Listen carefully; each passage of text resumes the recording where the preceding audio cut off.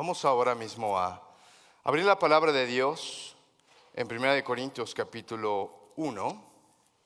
Espero que usted haya estado leyendo junto con nosotros este pasaje. Sabe que la palabra de Dios es viva, es eficaz, ya sea que sea predicada en el púlpito o cuando usted la abre en su casa. La palabra de Dios sigue siendo la misma. Por eso le recomendamos siempre que venga, que abra la palabra de Dios y que podamos meditar en todo esto.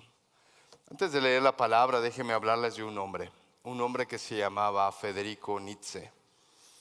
Federico Nietzsche nació en 1844 y pertenecía a una familia de predicadores. Su papá era pastor, era un pastor de una iglesia luterana.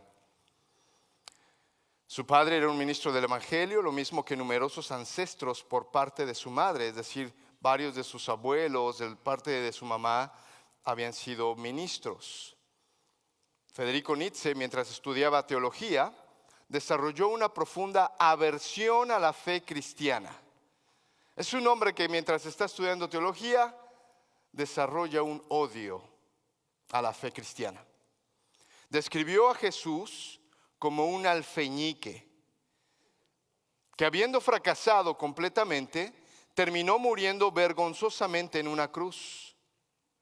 Nietzsche no solo despreció a Jesús, sino a todo lo que él creyera, a todo aquel que creyera en el Evangelio de Cristo. Según Nietzsche, los cristianos favorecían el sufrimiento, desdeñaban las riquezas y la erudición y preferían a los débiles que a los fuertes. Para él, Dios estaba muerto. Y voy a decir una palabra que es ofensiva en el mundo hispano. En el mundo en inglés a veces la decimos sin problema, pero por propósitos de la predicación y quiero hacer un impacto en usted, tengo que decirlo. Para Federico Nietzsche, Dios estaba muerto y Jesús era un idiota. Fue un hombre que la Biblia lo describe como un anticristo. Alguien que se opone a la obra de Cristo, pero no solamente opuesto a Cristo, sino opuesto a todo aquel que siguiera a Cristo.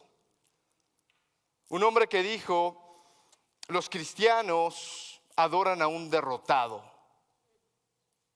alguien que fue muerto en una cruz.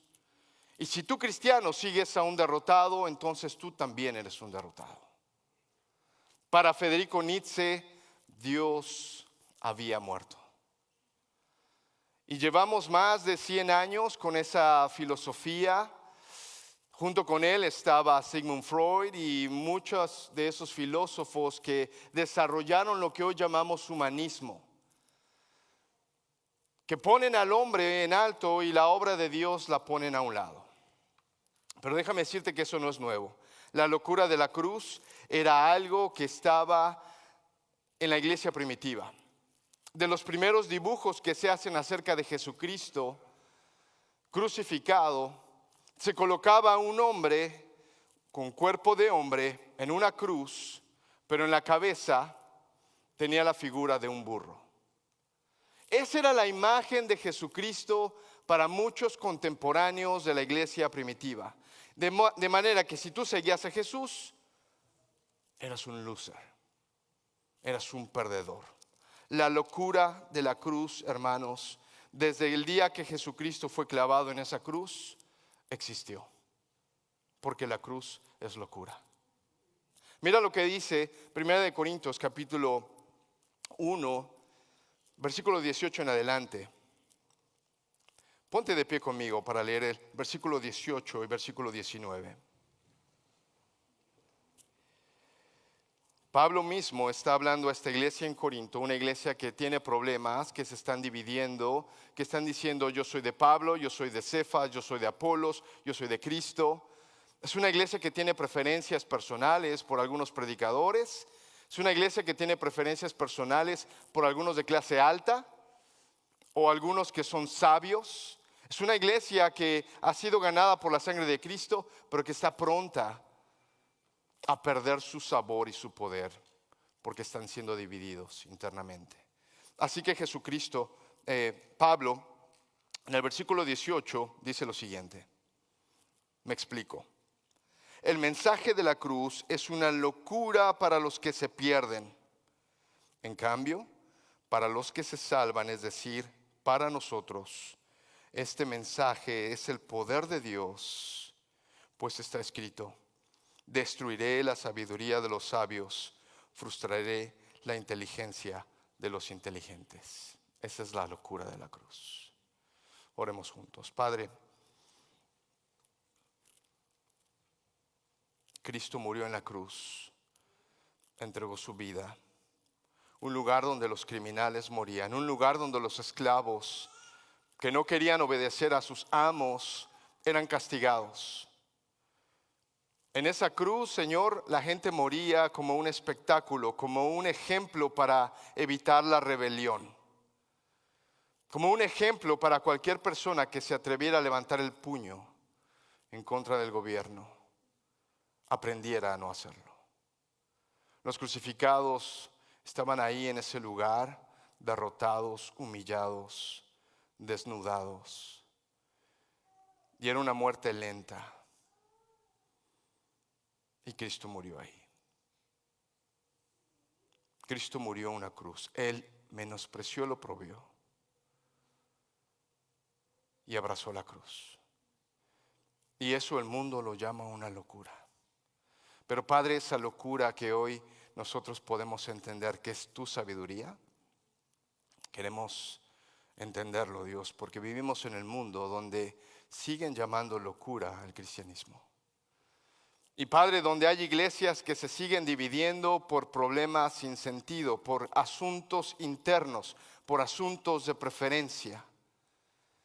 Y en vez de estar predicando a la cruz, se han vuelto, Señor, insensatos. Así que Padre, ahora que vamos a ver tu palabra en una iglesia que tú ganaste con tu sangre, una iglesia con potencial, una iglesia que tenía todos los dones, una iglesia que tenía personas de todos los estatus sociales, pero que estaban fallando en la visión. Padre, ayúdanos hoy a poder entender lo que tienes en tu palabra, Señor, y poder aplicarnos en el 2023. Te lo pedimos en el nombre de Cristo. Amén. Tomen su asiento, hermanos. En la cruz acabamos de cantar: moriste por amor, no bastó dolor y humillación. Como flor, fuiste marchitado y fuiste entregado en esa cruz. Y a veces lo podemos cantar de una manera romántica y de una manera hermosa, porque realmente a nuestra vista lo es. Pero en su tiempo, hermanos, morir en la cruz era devastador, era lo peor que podía pasar, era el sufrimiento más amplio, pero también la humillación más grande. Cuando Pablo les está diciendo a los corintios, saben, Cristo no me envió a bautizar, sino a predicar el evangelio, y eso sin discursos de sabiduría humana. Pablo está diciendo, cuando yo fui a ustedes, prediqué el evangelio no teniendo luces y colores, humo, usando palabras que la gente realmente pudiera sentirse inspirada. Dice Pablo, yo cuando vine a predicar el evangelio, lo hice con la locura de la cruz, para que la cruz de Cristo no perdiera su eficacia. Sabes que la cruz de Cristo no es algo atractivo para el ser humano normal. Y eso es lo que este pasaje nos va a comenzar a aclarar. En el versículo 20, Pablo le empieza a preguntar a la iglesia: a ver, iglesia, ¿dónde está el sabio? ¿Dónde está el erudito? ¿Dónde el filósofo de esta época? ¿No ha convertido Dios en locura la sabiduría de este mundo? Ya que Dios en su sabio designio dispuso que el mundo no lo conociera mediante la sabiduría humana, tuvo a bien salvar mediante la locura de la predicación a los que creen. Y ahora lo que va Pablo a explicarnos es que la predicación de la cruz es una locura para los que se pierden, pero para los que Dios ha llamado se vuelve sabiduría.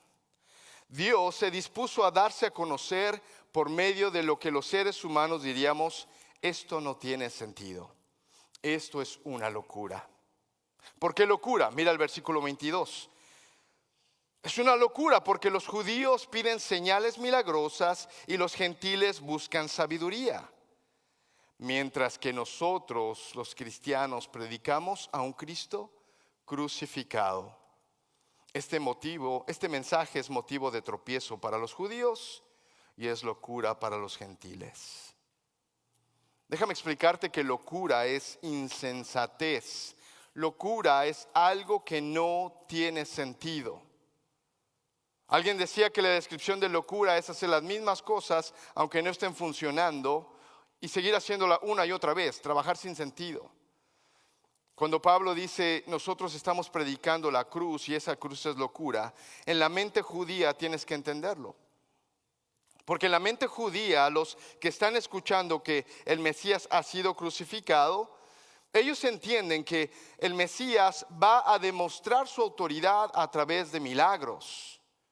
Y aunque es cierto que Jesucristo hizo muchos milagros en su vida, los escribas, los fariseos, los líderes, los doctos, los sabiondos, le preguntaban a él, bueno, haznos milagros. Haznos milagros. Si tú dices ser el Mesías, ¿por qué no haces estos milagros? Le pedían que Jesús hiciera milagros, pero lo pedían por capricho personal, para sus propios deseos. Lo que ellos querían era a un milagrero a su disposición. Así que tú dices ser el Mesías, demuéstranoslo a través de un milagro.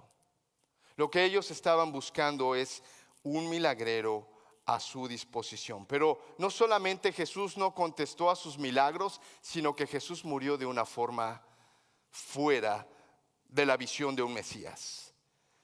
Morir en la cruz implicaba ser un maldito.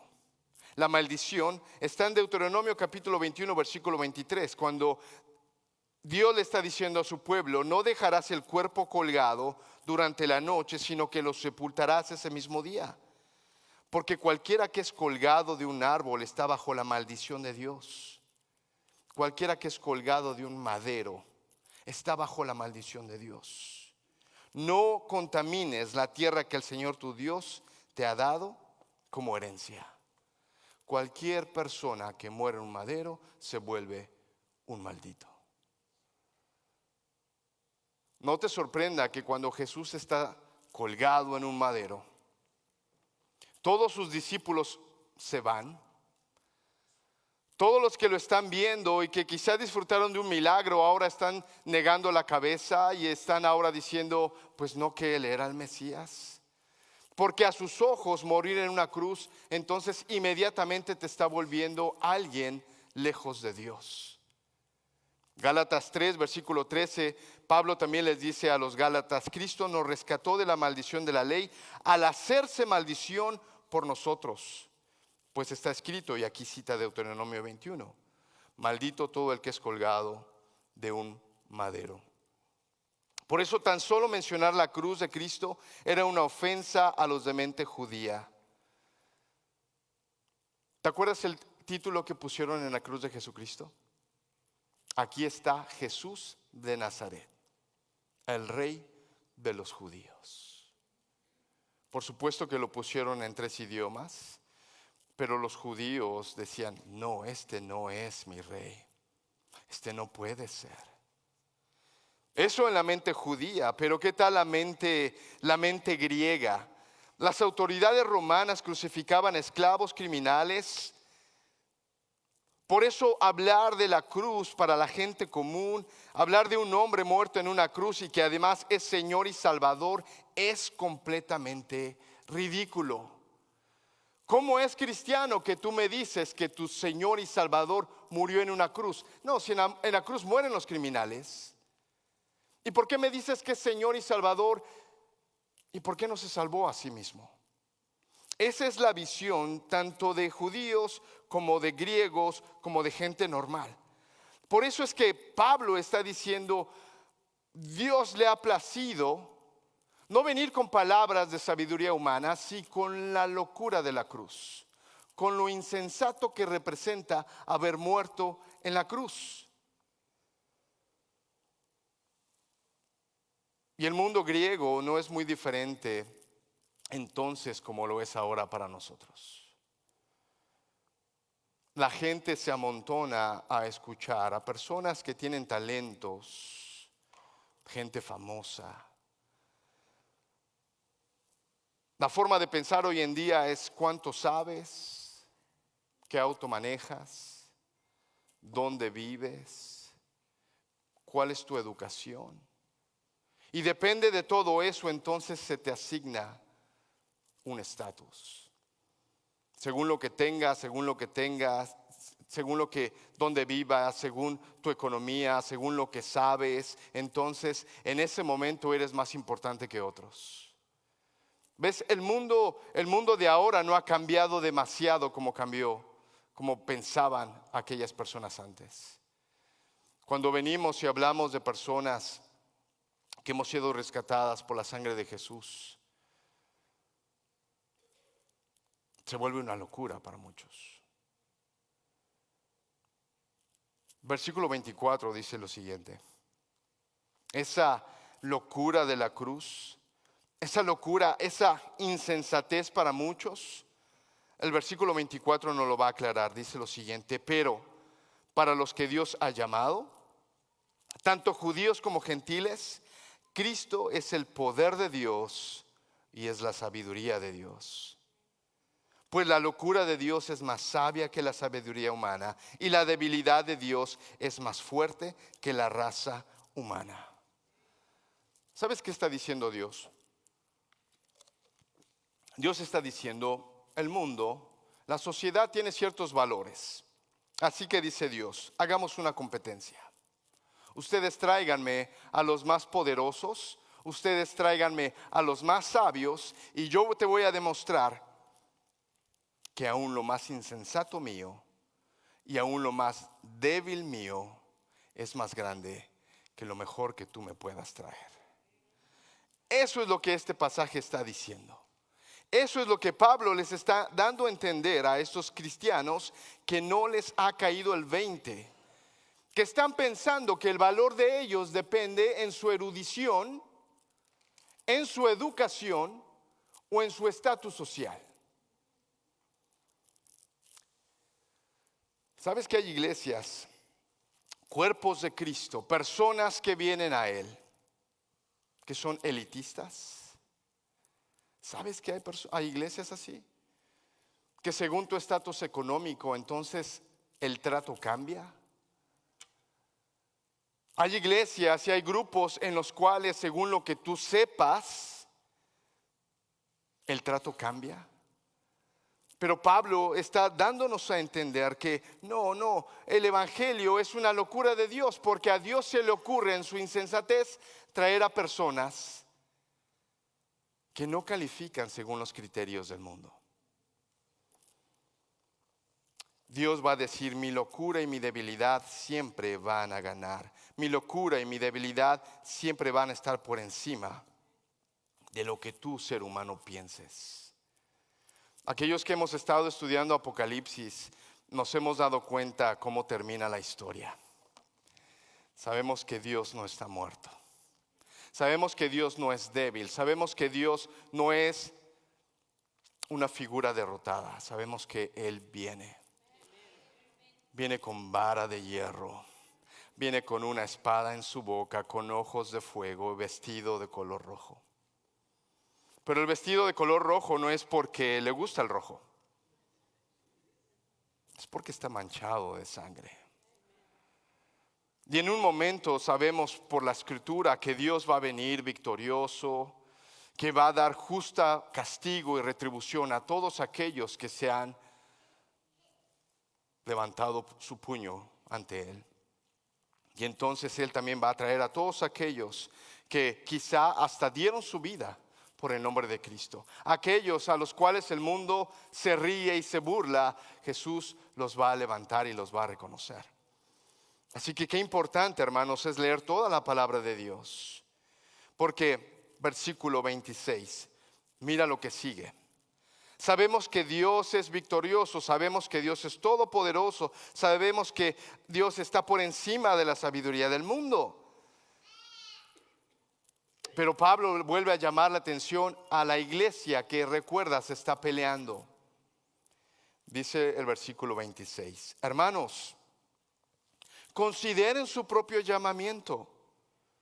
No muchos de ustedes son sabios, según criterios meramente humanos. Ni son muchos los poderosos, ni muchos los de doble cuna. Pablo tiene que llamar la atención a estos hermanos y les va a decir lo siguiente: no te dividas, no tengas preferencias, porque mírense. Muchos de ustedes no son sabios, pero mira la atención, porque dice muchos de ustedes. Quiere decir que sí había algunos sabios. No está diciendo todos ustedes, ninguno de ustedes es sabio. No, en la iglesia había algunos que eran sabios. Había algunos que habían estudiado. El mismo Pablo, no había quien le ganara en el conocimiento de las Escrituras y en la educación que él había tenido. Él se había sentado a los pies de Gamaliel, uno de los mejores maestros de su época.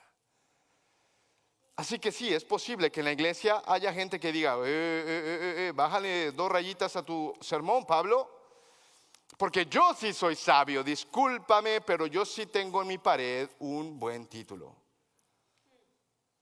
Y él va a decir también lo siguiente: ni son muchos los poderosos.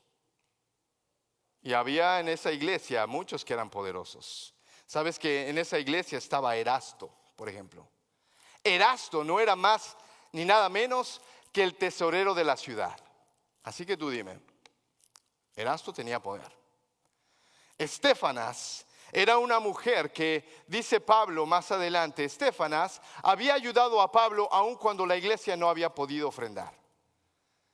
Se dice que en las iglesias, o al menos en nuestra iglesia, el 2% de nuestros miembros hacen que el presupuesto de la iglesia esté estable.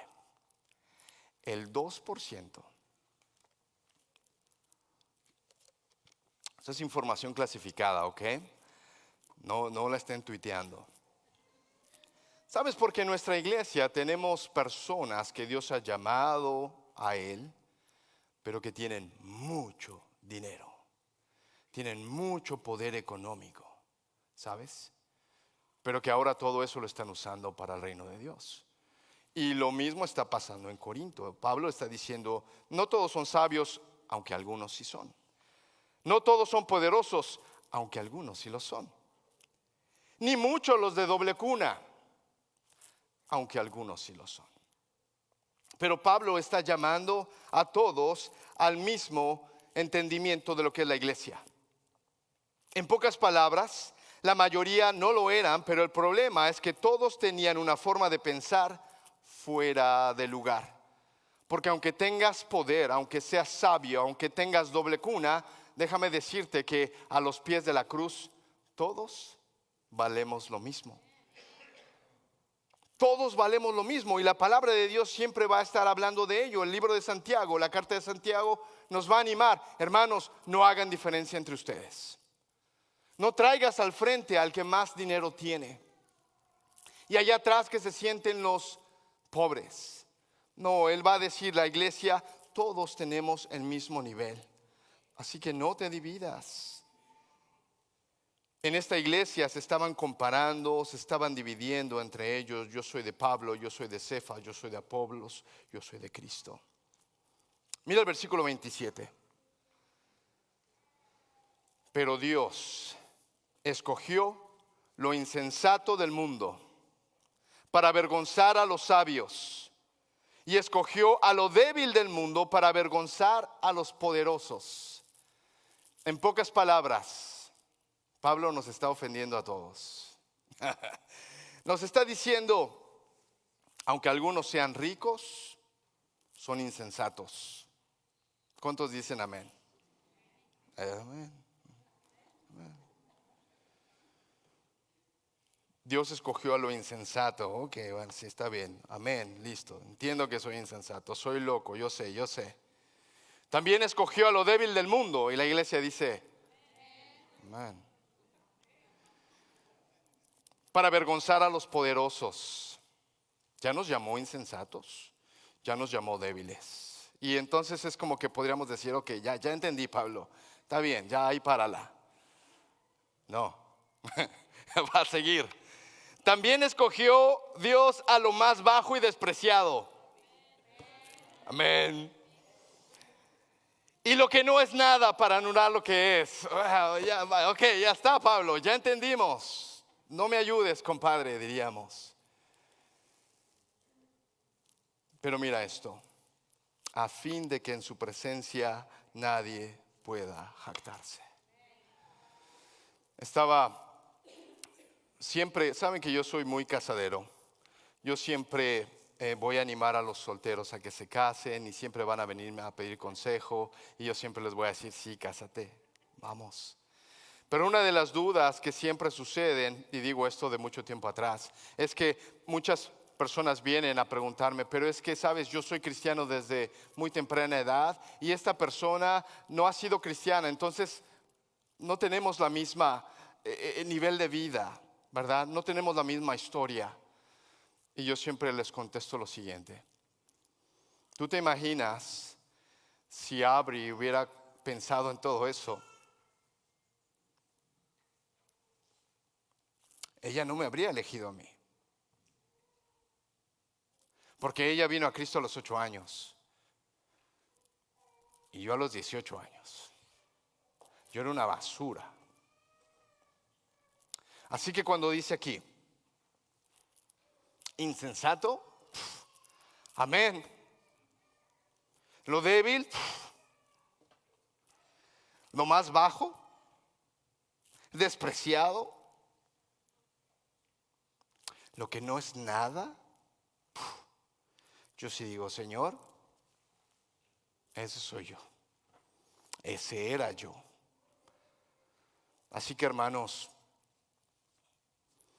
¿cuál es la locura de Dios? ¿Cuál es la locura de la cruz? ¿Cuál es la locura de la predicación? Sacarnos de ahí. Mira lo que dice el versículo 29. A fin de que en su presencia nadie pueda jactarse. Pero gracias a Él, ustedes están unidos a Cristo Jesús, a quien Dios ha hecho nuestra sabiduría.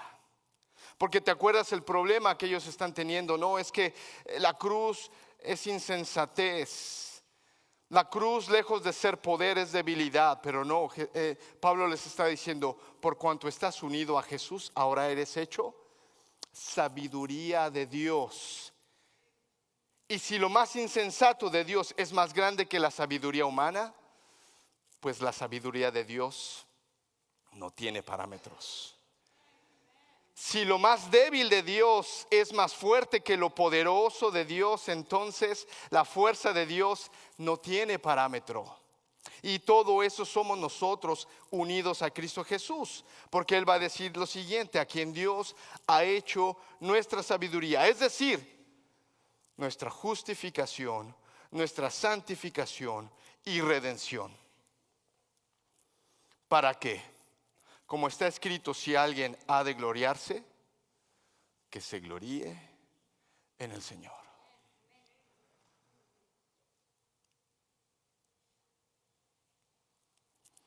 Justificación. Gracias a Cristo hemos sido perdonados de pecado. No importa lo que hayas hecho. Cristo te justificó por completo. Santificados. Sabes que hemos sido incluidos en el pueblo de Dios. Dios tiene planes con nosotros. Nos ha separado, nos ha santificado. Pero además de eso, nos seguimos entrenando para la batalla. Seguimos trabajando en nuestra santificación. Dios nos seleccionó, somos la élite, un grupo especial para Él. Pero para poder cumplir bien nuestra tarea, tenemos que trabajar en esa santificación. Ya lo somos, pero nos seguimos perfeccionando. Hay una batalla que hacer, hay una lucha que ganar. Eso se llama la santificación. Pero también en Jesús tenemos la redención. Hemos sido sacados del mercado de esclavos. tenemos un dueño, tenemos una herencia, somos herederos y coherederos con Jesucristo. Por eso Pablo les está diciendo, hermanos, sus peleas internas no tienen ningún sentido, porque todos son lo mismo. Y si algo son, lo son en Cristo. Así que no te gloríes a ti mismo, gloríate de estar en Cristo. Eres un ser poderoso, qué bueno. Pero une tu mano con el que no tiene nada. ¿Sabes mucho? Qué bueno. Pon tu mano al lado del que no sabe nada. Eres de noble cuna, qué bueno. Pero ahora estás en el mismo ejército de aquella persona que era una basura. Porque eso se llama iglesia. Pablo termina diciendo, si alguien ha de gloriarse, que se gloríe en el Señor. Esto es una porción que está en Jeremías capítulo 9, versículo 24. Déjame terminar de la misma forma que comencé. Porque según para Federico Nietzsche, los cristianos favorecían el sufrimiento, desdeñaban las riquezas y la erudición, preferían a los débiles que a los fuertes. Y en una parte yo estoy de acuerdo con Federico Nietzsche, porque Cristo prefirió a los pobres, a los débiles, pero no estoy de acuerdo en todo con lo que Federico Nietzsche dice, porque para él Dios estaba muerto y Jesús era un idiota. Hoy en día el secularismo moderno lanza acusaciones similares en contra de Cristo y del cristianismo. El secularismo moderno, es decir, la educación que tus hijos están escuchando en la universidad, la educación que están escuchando en el high school, la educación que está gobernando las redes sociales. Ese es el secularismo moderno. Se sostiene que las enseñanzas de Jesús han sido superadas y que de los 10 mandamientos están obsoletos. Alguien decía, la religión es el opio de las masas. Para muchos, con este tipo de pensamiento sigue siendo una realidad. Se quejan de que las normas cristianas inhiben la vida, entorpecen la realización personal e inducen a la culpa. Dicen también que si optamos por normas humanas, seremos liberados de los grilletes de la religión cristiana. Sin embargo, Dios elige las cosas insensatas y débiles del mundo para avergonzar a los ateos, a los agnósticos, a los humanistas y secularistas. Dios abroga las normas hechas por hombres para que, quedando en la quiebra moral, cosechen la violencia de una sociedad decadente. Mientras tanto, Dios escoge las cosas insensatas y débiles del mundo para promover su iglesia y su reino. Eso eres tú, ese soy yo. Honra el trabajo insignificante y despreciado de gente que dedica sus vidas a servir a Dios y a su prójimo. Dios se deleita en aquellos que conforman sus vidas a su palabra y que se glorían en su Señor y Salvador Jesucristo. Federico Nietzsche perdió sus facultades mentales a la edad de 44 años. Se volvió demente.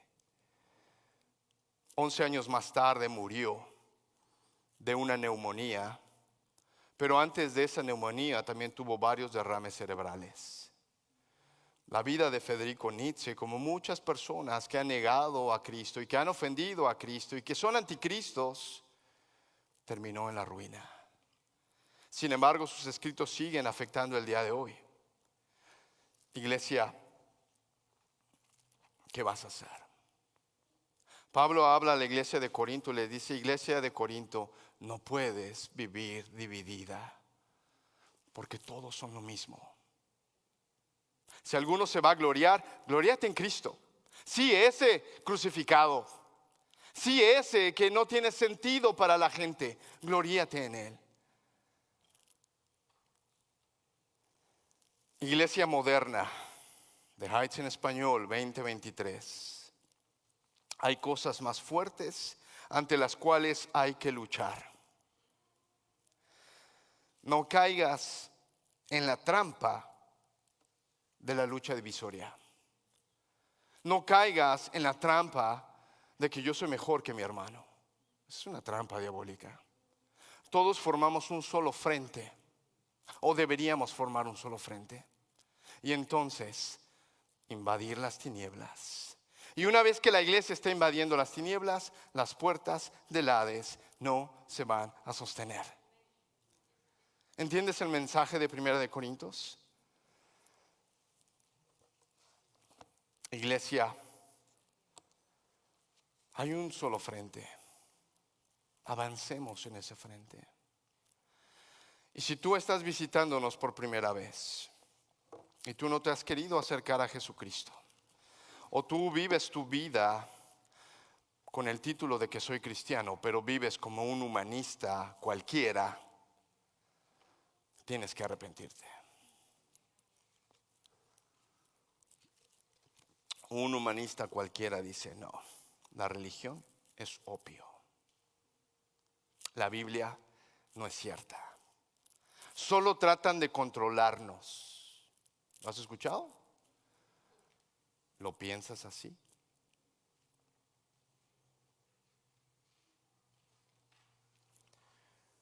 Te voy a invitar a que vengas a la cruz de Cristo, el que murió en la cruz, espectáculo para el mundo.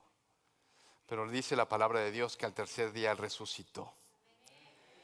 Él resucitó y dice la palabra de Dios que Él vendrá por segunda vez y va a derrotar a sus enemigos.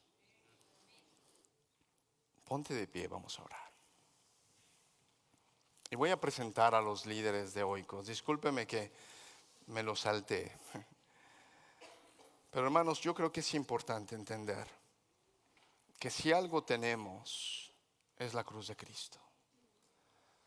Y si estás acá y tú no te has abrazado a la cruz de Cristo, a lo insensato, a la locura de Dios, el día de salvación es hoy. Inclina tu rostro y dile así al Señor: tú que has despreciado la cruz, tú que desprecias la palabra de Dios, tú que quieres vivir tu vida según tus propias leyes, dile: Señor, me arrepiento de eso. Te pido perdón. Te pido perdón por mi pecado te ofende, mi pecado levanta el puño ante ti, te dice: tú no sabes, yo sí sé. Y el pecado es grosero, el pecado es escandaloso, pero hay pecado sutil, hay pecado que nadie lo ve, pero Dios sí. Confiesa tu pecado y dile: Dios, ven a mi vida, justifícame, es decir, límpiame de mi pecado con la sangre de Cristo. Dios, yo quiero ser parte de ese pueblo, esos que tú has llamado lo débil, lo menospreciado, lo que no es, para poder ser en Cristo. ¿Has hecho esa oración? ¿Por qué no levantas tu mano? Me gustaría ver si lo hiciste. Amén. ¿Hay más? Si quieres que hablemos más, lo podemos hacer al final, pero ahora te voy a decir a ti, creyente: no eres más que nadie. No sabes más que nadie. Todos somos lo mismo en la cruz de Cristo. Así que tenemos que avanzar juntos en la tarea que Dios nos ha dado. Padre, permite que se levante una iglesia fuerte, una iglesia unida. Y no estoy hablando porque estamos divididos, simplemente estoy hablando porque es un peligro constante a la iglesia.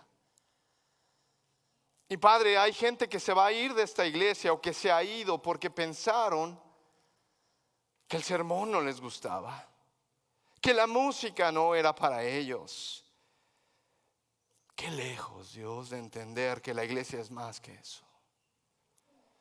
Padre, hay gente que se une a una iglesia por su música, sus predicadores, lo bien que la pasamos. Pero Dios, la iglesia es más que eso. Es tu ejército, es tu pueblo. Padre, gracias por Cristo, por su cruz, que estaremos celebrando o recordando dentro de 2 semanas. Padre, que ese recordatorio de la Pascua pueda hacer mella en nuestras vidas y que nuestras vidas sean transformadas. Te lo pido, Padre, en el nombre de Cristo Jesús. ¿Y la iglesia está de acuerdo? Y decimos amén.